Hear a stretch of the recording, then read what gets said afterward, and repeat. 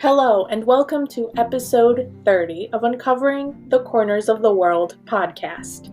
I'm your host, Karina Kosmala.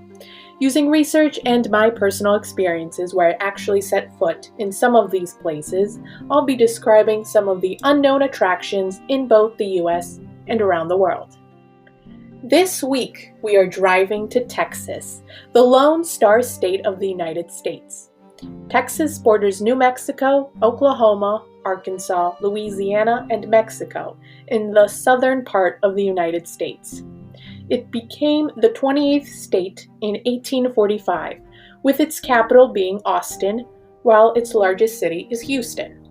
An interesting fact is that the famous theme park, Six Flags, originated in Texas, and the name refers to the 6 countries that at one point in time owned Texas, which included Spain, France, Mexico, United States, and the Confederate States of America.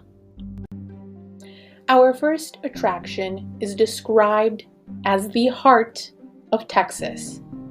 It used to serve as the battlegrounds for the Battle of the Alamo in 1836. It's located at 300 Alamo Plaza, San Antonio, Texas. The Alamo and the surrounding buildings of the Alamo served many roles throughout the years, from being the fort for the Mission San Antonio de Valero, to being a key place for the Battle of the Alamo, to then being a home for the Confederate troops during the Civil War. The Battle of the Alamo was part of the war for Texas's independence from Mexico. The battle lasted from February 23, 1836, until March 6, 1836. The Alamo Fort was where the Republic of Texas's soldiers stayed until February 23rd, when the Mexican force attacked the fort. And after 13 days, Mexico won the battle. Step a few years back, before the Battle of the Alamo. The fort was named Mission San Antonio, and it was built by the Spanish settlers. The name was supposed to be after Saint Anthony of Padua. Up until 1793, this fort was where missionaries lived and where Native Americans were converted. Fast forward to today, and you can schedule a tour at the Alamo to see the Alamo Church. The limestone Alamo Church, also known as the Shrine, was from 1755 until 1793, a Spanish mission church. And during the Battle of the Alamo, it served as the U.S. Army Quartermaster's Depot Warehouse, and then as a memorial to those who defended the Alamo. Near the Alamo Church is the 300-year-old building known as the Long Barracks, which housed the Spanish missionaries, while during the Battle of the Alamo, it was marked as the last stance that the Republic of Texas soldiers made against the Santa Anna soldiers. Outside of the Long Barracks is a 16-pound canyon. The canyon is displayed on a carriage that would have been seen in the 1800s. There is an exhibit that explains the full-scale history of the Alamo, along with artifacts from that time period. Our next attraction takes us to the streets of Stockyards National Historic District, where you might find yourself feeling as if you time-traveled to the American West. Located at 2501 Rodeo Plaza, Fort Worth, Texas, is the Fort Worth Stockyards. Yet what makes Stockyards National Historic District unique is that twice a day, a herd of longhorn cattle from the Fort herd walk down East Exchange Avenue, known as the Cattle Drive.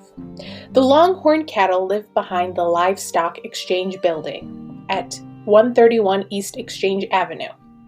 It's all part of the herd experience, which gives visitors a chance to see the drovers, also known as the people who drive the cattle, a chance to see how the cattle is taken care of. On Fridays and Saturdays, visitors can see the world's first indoor rodeo at the Stockyards Championship Rodeo.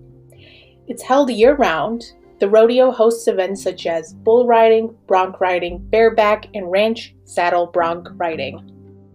Yet to truly experience the history of cattle, it's at the Stockyards Museum, which include information about the Chisholm Trail, the livestock market and stockyards, to the Swift and Armour packing plants, and history about Native Americans. There is even an exhibit of the Bad Luck Wedding Dress, a dress made in 1886 that brings bad luck to anyone who wanted to wear it, or who wore the dress. The Stockyards Museum is located at 131 East Exchange Avenue, Suite 113, Fort Worth, Texas. Our last attraction for this week is Mustang Island, an island that stretches for 18 miles along the Gulf of Mexico. Mustang Island, or Isla Mesteño, was named after the horses that wandered along the island up until the 1800s. There are theories that say that the horses were brought to the island by the Spanish explorers, or that the horses walked over to that part of the land. The first people to live on Mustang Island were the Carancagua Indians, who met the explorer Cabeza de Vaca in 1528, while in the 1700s, French explorer Jean Beranger also met the Carancagua Indians on the island. The Carancagua Indians ate fish, shellfish, and plants that they found on the island, and by the 1850s, the Carancagua Indians also disappeared. One of the buildings on Mustang Island is the Tarpon Inn. A hotel on the island today was originally a fort used as a guard entrance to Aransas Bay during the Mexican-American War between 1846 and 1848. The first family to live on the island was brought by Captain Robert Mercer, and in 1853, he built the first house called El Mar Rancho. During that time, settlers raised sheep, hogs, and cattle. Mustang Island is connected by State Highway 361, which connects to the town of Port Aransas.